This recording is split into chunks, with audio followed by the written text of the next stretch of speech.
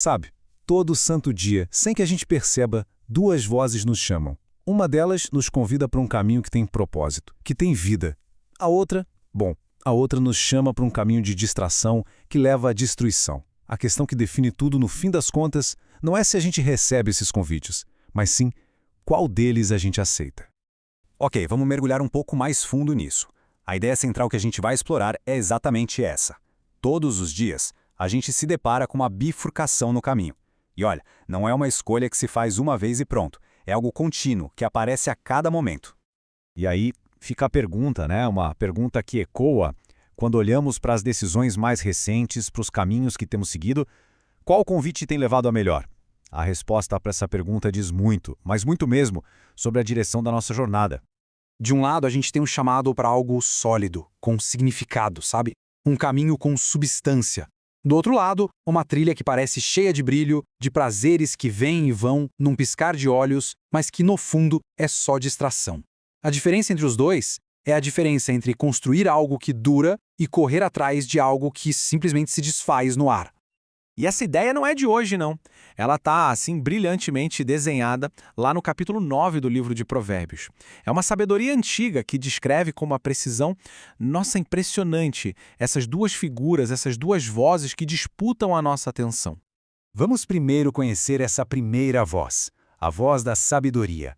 Ela não chega gritando, sabe? Ela prepara. Ela não improvisa, ela constrói. O convite dela é um convite para se alimentar de verdade, para viver de verdade. Escuta só o que ela diz. É um chamado muito claro. Venham, comam do meu banquete. Abandonem a insensatez e terão vida. Percebe? A proposta aqui não é uma coisinha rápida, um prazer imediato. É sobre sustento, sobre uma existência real. E se a gente olhar os detalhes dessa oferta? O banquete preparado revela um esforço, uma intenção. A casa construída é um símbolo de estabilidade, de segurança. A condição para participar é clara, deixar a tolice de lado. E a recompensa? A própria vida. Mas, como em toda boa história, tem o outro lado, né? Do outro lado da rua tem outra voz.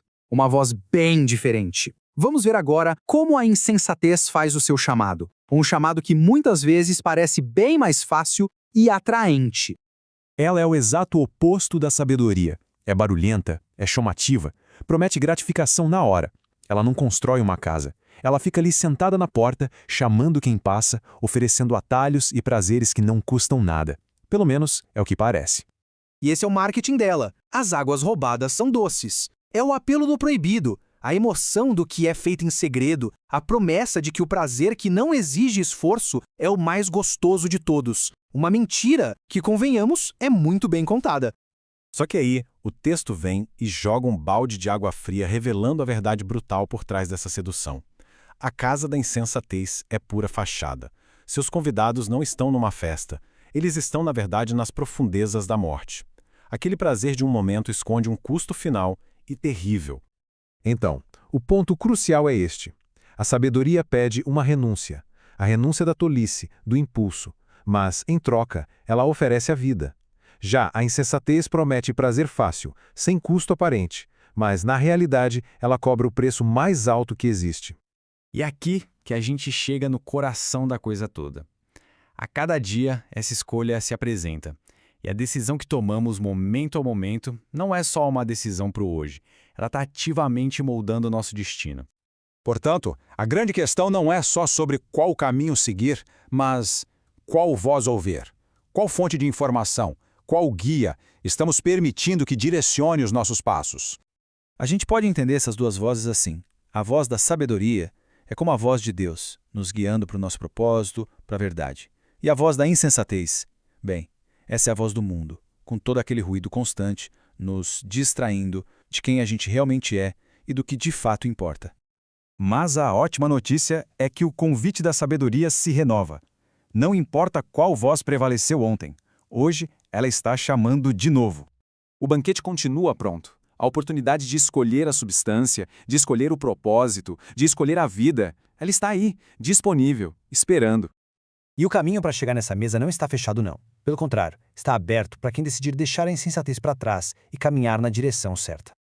No final das contas, tudo se resume a isso. Uma decisão, que é repetida todos os dias. Uma escolha que pode parecer pequena no momento, mas que, com o tempo, define absolutamente tudo. A decisão, que define um destino.